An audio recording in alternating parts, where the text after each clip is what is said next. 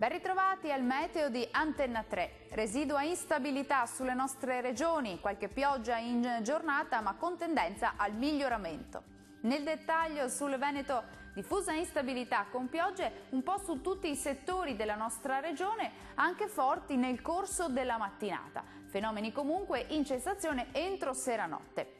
Diamo ora uno sguardo all'andamento delle temperature. Le massime saranno comprese tra 5 e 9 gradi, valori minimi tra 1 e 5 gradi circa. Che tempo farà invece sul Friuli Venezia Giulia?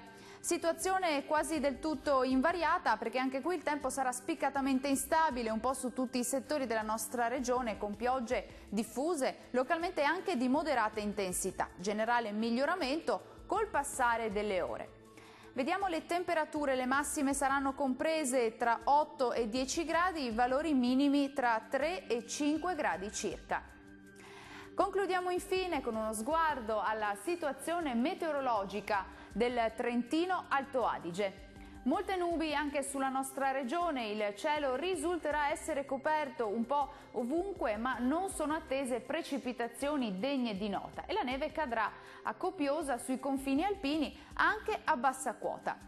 Vediamo anche in questo caso le temperature. Le massime saranno comprese tra 7 e 8 gradi, dunque valori più o meno stazionari, valori minimi invece tra 0 e 1 grado. Il mare sarà mosso sulle coste e molto mosso al largo. I venti invece saranno moderati da nord. Dal meteo per ora è tutto, arrivederci.